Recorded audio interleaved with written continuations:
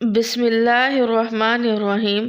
افطاری کے وقت کھجور منہ میں ڈالنے سے پہلے صرف ایک لفظ پڑھ لینا، وہیں بیٹھے بیٹھے تقدیر بدل جائے گی۔ جس کا نصیب ابھی تک نہیں کھل رہا، جس کی دعائیں قبول نہیں ہوتی، جس کی حاجات پوری نہیں ہوتی، وہ افطاری کے وقت کھجور منہ میں ڈالنے سے پہلے صرف ایک لفظ بتائے گئے طریقے سے پڑھ لے۔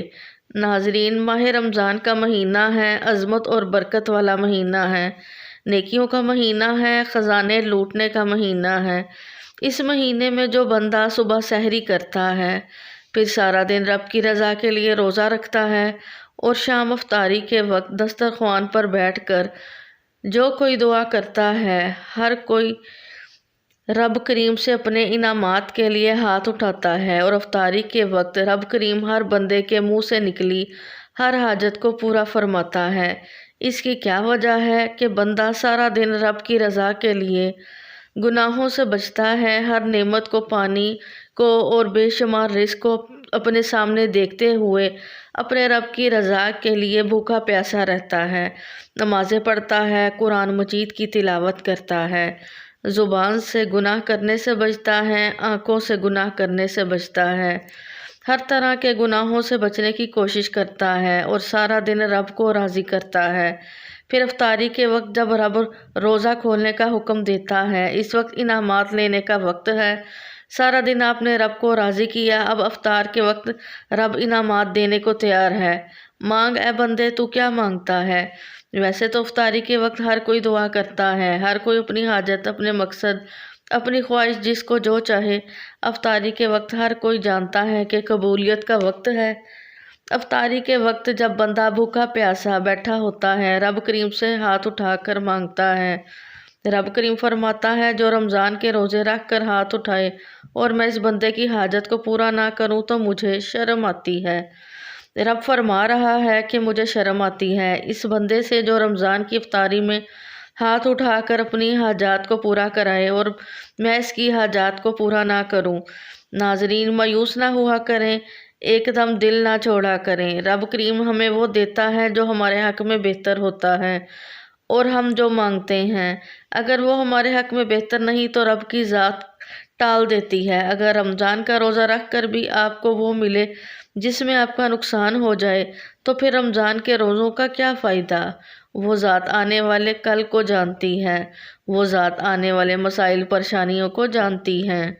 آج افطاری کے وقت کھجور منہ میں ڈالنے سے پہلے یہ وظیفہ بتائے گئے طریقے سے پڑھ لو۔ صرف ایک بار یہ وظیفہ پڑھنا ہے، یہ ایک لفظ کا چھوٹا سا عمل ہے، وہیں بیٹھے بیٹھے تقدیر بدل جائے گی۔ ایک تو یہ وظیفہ اتنا طاقتور ہے، اتنا خاص ہے، اتنا مجرب اور مسند ہے کہ افطاری کے دسترخوان پر کھجور ہاتھ میں رکھ کر یہ وظیفہ پڑھتے ہی آپ کی تقدیر کے بند تالے کھل جائیں گے۔ وہاں پر رب کریم سے جس حاجت، جس مقصد کو لے کر بیٹھیں گے، وہ انشاءاللہ اگر میرے رب نے چاہا تو وہ پورا کر رہے گا۔ جو کہتا ہے کہ میری دعائیں قبول نہیں ہوتی۔ ماہ رمضان کا پورا مہینہ ہے، آپ کسی بھی دن یہ وظیفہ کر سکتے ہیں۔ اگر تو روزانہ کریں گے تو رمضان کی بہاروں سے، رمضان کی رحمتوں سے، رمضان کی برکتوں سے، رمضان کے خزانوں سے مالا مال ہو جائیں گے۔ کم از کم ہر کوئی افطاری کے وقت صرف ایک بار یہ وظیفہ لازمی کرے، اور میرا یقین ہے کہ اگر کوئی بندہ افطاری کے وقت کھجور منہ میں ڈالنے سے پہلے میرے بتائے گئے طریقے سے میرے کہنے پر ایک بار یہ وظیفہ پڑھے گا، آپ کو رب کی ذات اتنا نوازے گی، آپ جس حاجت کو لے کر بیٹھیں گے افطاری کے وقت دسترخوان سے اٹھنے سے پہلے، مغرب کی نماز پڑھنے سے پہلے آپ کو انشاءاللہ خوشخبری مل جائے گی۔ آپ کا وہ کام ہو جائے گا، آپ کی وہ حاجت، آپ کی وہ دعا قبول ہو جائے گی جب آپ یہ وظیفہ کھجور منہ میں ڈالنے سے پہلے پڑھیں گے۔ اب اگر 1 سے 2 منٹ میں آپ کی حاجت پوری ہو جائے تو اس وظیفے کی کتنی طاقت ہے۔ میں بتا رہی ہوں کہ یہ وظیفہ بہت طاقتور ہے، لیکن اس وظیفے کی قبولیت کی وجہ کہ فوراً آپ کی ہر حاجت پوری ہو جائے گی، وہ یہ ہے کہ بندہ صبح سحری سے لے کر شام افطاری تک ذکر و اذکار کرتا ہے، قرآن مجید کی تلاوت کرتا ہے، رب کریم کی رضا کے لیے روزہ رکھتا ہے، ہر شے ہوتے ہوئے تنہائی میں بھی رب کریم سے خوف کھاتا ہے اور روزے کی حفاظت کرتا ہے، اور افطاری کے وقت رب فرماتا ہے تو مانگ، کیا مانگتا ہے؟ تو نے میری رضا کے لیے روزہ رکھا، آج تو جو مانگے گا میں تیری ہر حاجت کو پوری کروں گا۔ ناظرین، رب کریم اتنا رحمان ہے، اتنا کریم ہے کہ جب کوئی بندہ روزہ رکھتا ہے اور روزے دار کے منہ سے آنے والی جو بو ہے، رب کریم فرماتے ہیں وہ مجھے مشک کی خوشبو سے بھی زیادہ پسند ہے، جنت سے بھی زیادہ پسند ہے جو روزے دار کے منہ سے بو آتی ہے۔ رب کریم اپنے پیارے بندوں سے اتنی محبت فرماتا ہے کہ موقع موقع پر گناہوں کی بخشش کا ذریعہ بنا دیتا ہے۔ کبھی شب معراج کو بھیج دیتا ہے، کبھی شب برات کو بھیج دیتا ہے، کبھی رجب آ جاتا ہے، کبھی شعبان آ جاتا ہے، کبھی جمعۃ المبارک کا دن آ جاتا ہے، اور آج رمضان کا مہینہ ہے، آج رحمت کا مہینہ ہے، آج گناہوں کی بخشش کا مہینہ ہے، آج جہنم کی آگ سے بچنے کا مہینہ ہے۔ میری تمام بہنوں سے، تمام بھائیوں سے گزارش ہے، ہو سکے تو آج ہی یہ وظیفہ پڑھ لو، پورا رمضان پڑھ لو۔ تو آئیے ناظرین، اب آپ کو وہ عمل بتاتے ہیں، لیکن اس سے پہلے اگر آپ نے چینل کو ابھی تک سبسکرائب نہیں کیا تو خدا را اس چینل کو ابھی سبسکرائب کر لیں، ویڈیو کو لائک کریں اور شیئر ضرور کیجیے گا۔ ایسے بہت سے وظائف، بہت سے اعمال آپ کے حوالے روزانہ کرتی رہوں گی۔ ناظرین، کرنا کیا ہے؟ توجہ، باوضو مصلی پر بیٹھ کر آپ نے افطاری کے دسترخوان پر بیٹھ کر آپ نے سب سے پہلے نبی کریم صلی اللہ علیہ وآلہ وسلم کی ذات مبارکہ پر درود پاک پڑھنا ہے۔ درود پاک آپ کوئی سا بھی پڑھ سکتے ہیں، آپ صلی اللہ علیہ محمد پڑھ لیں، آپ صلی اللہ علیہ وسلم پڑھ لیں، آپ نماز والا درود ابراہیم پڑھ لیں تو سب سے بہتر ہے۔ صرف ایک بار پڑھنا ہے، ایک بار ثواب کی نیت سے میرے ساتھ بھی پڑھیے گا۔ اللہم صلی علی محمد وعلی آل محمد کما صلیت علی ابراہیم وعلی آل ابراہیم انک حمید مجید۔ اللہم بارک علی محمد وعلی آل محمد کما بارکت علی ابراہیم وعلی آل ابراہیم انک حمید مجید۔ ایک بار درود پاک پڑھتے ساتھ ہی فوری طور پر اپنے مقصد کی نیت کرنی ہے۔ آپ جس مقصد کے لیے یہ وظیفہ پڑھ رہے ہیں، آپ افطاری کے وقت بھوکے پیاسے رب کریم سے جس حاجت کو پورا کروانا چاہتے ہیں، اس مقصد کو، اس حاجت کو ذہن میں رکھ کر آپ نے سب سے پہلے اپنے مقصد کی نیت کرنی ہے۔ اپنے مقصد کی نیت کرتے ساتھ ہی فوری طور پر آپ نے ایک بار اعوذ باللہ من الشیطان الرجیم بسم اللہ الرحمن الرحیم پڑھ کر وظیفے کا آغاز کرنا ہے، اور ساتھ ہی فوری طور پر اب آپ نے پہلے نمبر پر جو وظیفہ پڑھنا ہے، یہ وظیفہ رب کریم کے ایک نام کا وظیفہ ہے۔ یہ نام ہر کسی کو زبانی آتا ہے، اور اس نام کی قدر و قیمت اتنی زیادہ ہے کہ اگر کوئی بندہ عام دنوں میں بھی الحمدللہ یا ربی کو پڑھتا ہے تو رب راضی ہو جاتا ہے، اور جب افطاری کے وقت رب کی ذات اپنے بندے سے راضی ہے، روزے دار سے راضی ہے، تو منہ سے نکلی ہر بات پوری ہو جاتی ہے۔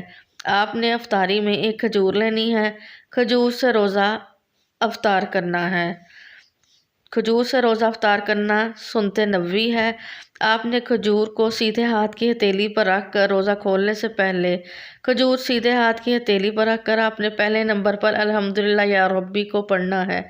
الحمدللہ یا ربی کا مطلب ہے یا اللہ تیرا شکر ہے، تو نے رمضان کا مہینہ عطا فرمایا، پھر رمضان کا روزہ رکھنے کی توفیق عطا فرمائی، پھر سحری کرنے کی توفیق عطا فرمائی، پھر سارا دن روزے کی حفاظت کرنے کی توفیق عطا فرمائی، اب افطار میں انعامات سے جھولیاں بھرنے کی توفیق عطا فرمائی۔